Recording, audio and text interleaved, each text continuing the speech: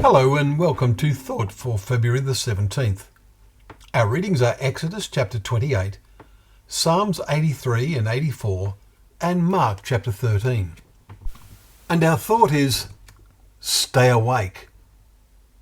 These are the last two words in our reading today of Mark chapter 13. They had their initial application to those who heard Jesus say them.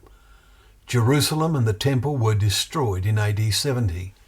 And faithful believers who were spiritually awake heeded his words, flee to the mountains, verse 14.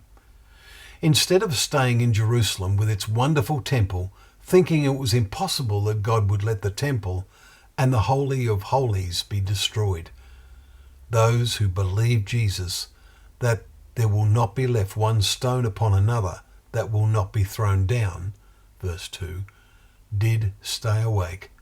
They escape from this destruction. But Jesus, after speaking at some length on the great tragedy, then looks forward into the future. It seems clear that while his words have an application to the destruction of Jerusalem, they also apply to an even greater time of trouble and destruction engulfing this time, the whole world. Jesus speaks of a coming time of tribulation as has not been from the beginning of creation that God created until now and never will be, verse 19.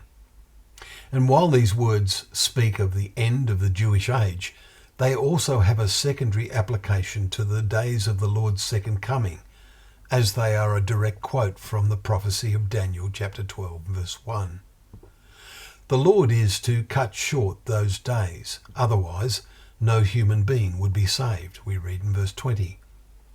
Ponder the words which follow about how after that tribulation the sun will be darkened and the moon will not give its light, and the stars will be falling, verses 24 and 25. Is this literal?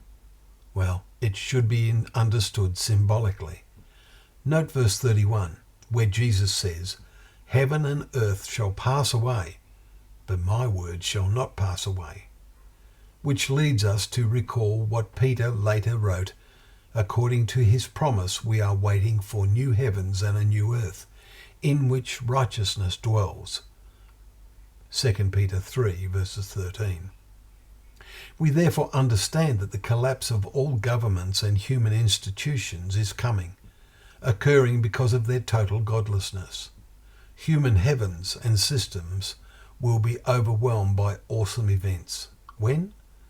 Jesus says that even he does not know the day, only the Father. Verse 32.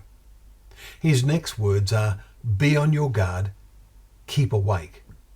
Verse 33, which is emphasized in his final words in the chapter. And what I say to you, I say to all, stay awake.